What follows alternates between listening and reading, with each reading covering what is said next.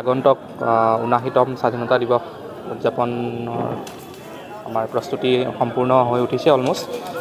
আমাৰ ইয়াত প্ৰস্তুতি আমি ৭ তাৰিখৰ পৰা চলাই আহিছোঁ আৰু ইয়াত আমি ৰাতিপুৱা ৬:৩০ মানৰ পৰা ৯টা মানলৈ এবাৰ প্ৰেক্টিছ কৰোঁ আৰু গধূলি আমি ৩টা ৩:৩০ মানৰ পৰা ৫টালৈকে প্ৰেক্টিছ কৰোঁ। তো আমাৰ প্ৰস্তুতি সম্পূৰ্ণ হৈ উঠিছে আৰু আমি আশা কৰিছোঁ যাতে ১৫ তাৰিখৰ দিনাও আমাৰ ইভেণ্টটো ছাকচেছফুল হ'ব আৰু সকলোকে মোৰ ফালৰ পৰা আগন্তুক স্বাধীনতা দিৱসৰ মোৰ ফালৰ পৰা মানে শুভেচ্ছা যাচিলোঁ। প্ৰেক্টিছ আমাৰ মেইনলি পেৰেড প্ৰেক্টিছে হয় ইয়াতে। আমাৰ পুলিচৰ ফালৰ পৰা 4টা প্লাটুন আছে ইয়াতে আৰু বিভিন্ন স্কুলৰ পৰাও আহিছে 12টামান প্লাটুন। আমাৰ যিহেতু স্বাধীনতা দিৱসৰ মানে উপলক্ষে যোনটো আমাৰ পেৰেড প্ৰেক্টিছ, সেইটো পেৰেড প্ৰেক্টিছে আমি ইয়াত মানে প্ৰস্তুতি চলাইছোঁ।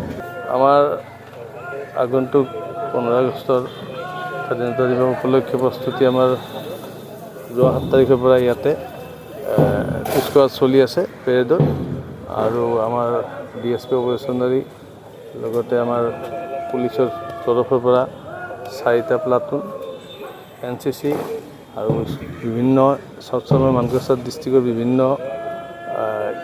বিদ্যালয় আৰু মহাবিদ্যালয়ৰ ছাত্ৰ ছাত্ৰীৰ মুঠ 16টা প্লাটুনে ইতিমধ্যে প্ৰেক্টিছ কৰি আছে আৰু আগন্তুক স্বাধীনতা দিৱস আমি অইনবাৰৰ দৰে ইয়াতে সুকলমে ভালদৰে পালন কৰিব হ'ব বুলি মই আশা কৰিছোঁ।